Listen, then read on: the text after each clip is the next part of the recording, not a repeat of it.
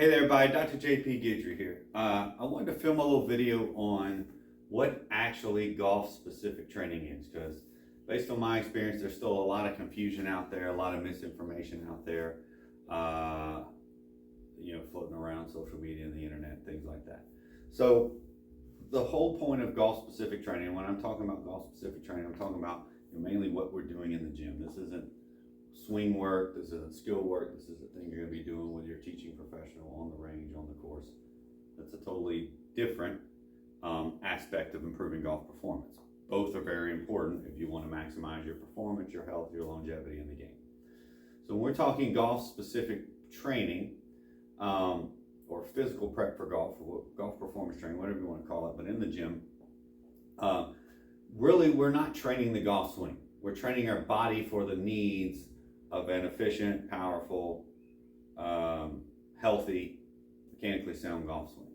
Okay, so we're not trying to recreate the swing. We're not trying to recreate movements, position of the swing. We're not trying to do a bunch of circus tricks. What we're trying to do is accomplish a few basic things. Number one is mobility. Okay, and mobility is specific to the needs of the golf swing. So what is that? Well, that's ability to rotate through the neck, which is the same as turning the shoulders under the neck. That's our ability to rotate and move through the shoulder complex, rotationally, horizontal adduction, especially in that lead shoulder. That's our ability to turn through our thoracic spine, which is our mid-back. It's our ability to rotate through our hips. That's ankle mobility, ankle dorsiflexion, which would be pulling your toes up towards you. And then ability to control the pelvis. So can we flex and extend the pelvis? Can we separate, isolate, rotation through the pelvis, lower body on a stable upper body, and vice versa? So some movement and mobility requirements specific to the golf swing. Okay. Secondly is force production. Okay. So we need the ability to produce and control forces in the golf swing. So we need to put force into the ground. We need to create vertical, lateral, rotational forces. We need to be able to transfer that force up through the body. We need to be able to deliver that force into the club via our hands, arms, and upper body. Okay. Really, force production simplified is just strength. So that's your basic strength training. You need to have a strong lower body, squats, lunges, deadlifts, step ups, things like that. You need to have a strong core. What does our core need to do in the golf swing? It needs to both be able to create, control, and resist movement.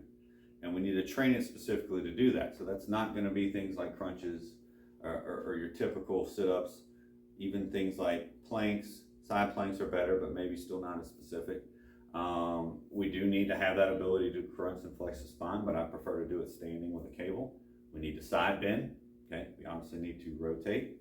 And then we need to be able to resist some of those motions. So heavy carries, single arm, double arm carries, pal off presses, anti-rotational movement, chops, lifts.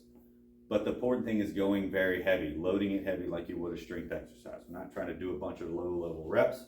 We're trying to load a heavy load and then either move or create or resist motion with that heavy load. Also maybe some deceleration work, which is going to train more ability to control that motion. Okay, and this is not only for performance, swing speed, but also for injury reduction and longevity. So we need to have force through the upper body. So that's going to be bench press strength, pressing strength, pulling, rowing strength. Lats are very important. Pull-ups, pull-downs.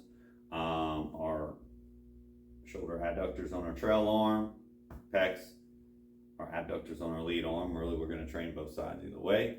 That's our posterior shoulder musculature. Generally just getting strong throughout those motions in those big muscle groups of the upper body. So although the golf swing is a quick burst, high velocity activity, we still need to do some more heavier, slower strength training to build that force base. Now, when we have that force base, or with building that force base, we want to develop power. So what is power? That's essentially our ability to produce that force quickly. So these are going to be things where we're using a lighter load, a lighter weight, sometimes body weight, medicine ball, or even lighter versions of some of the big lifts, and we're trying to move the implement as fast as we can. So we're trying to jump. Jumps are great exercise for this, so we're trying to jump as high as we can, jump as far as we can. Medicine ball throws, slams, we're trying to throw the ball with as much velocity as we can, slam with as much intent velocity as we can. So for these, recovery is key. Each rep high intent is key. So this isn't a cardiovascular exercise. This is low rep, high intensity.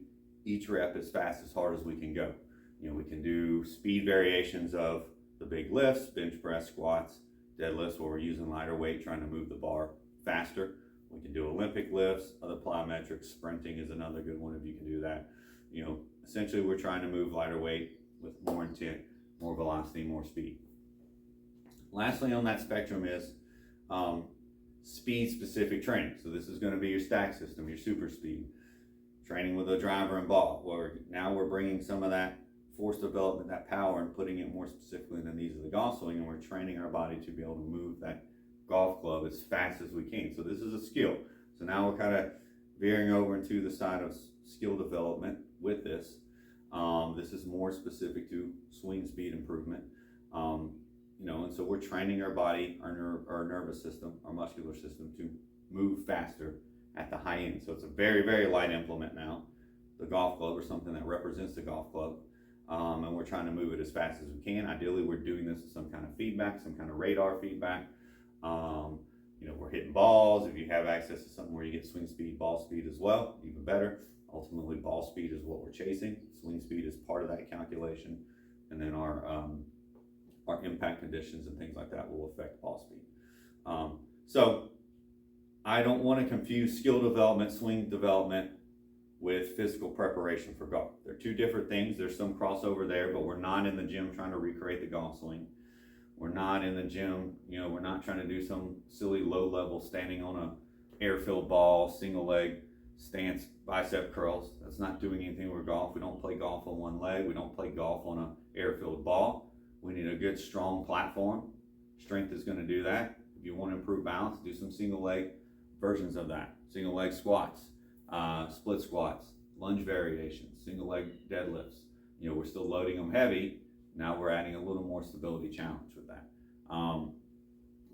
There's a lot of confusion still out there. Hopefully this kind of clears up some questions you might have or confusion you might have. As always, if you have any further questions, you can reach out to me at johnpaul@guidrypt.com, or you can message me at Guidry Golf and Sport or Barbells and Birdies on Facebook, Twitter, or Instagram. All right, everybody, have a great day.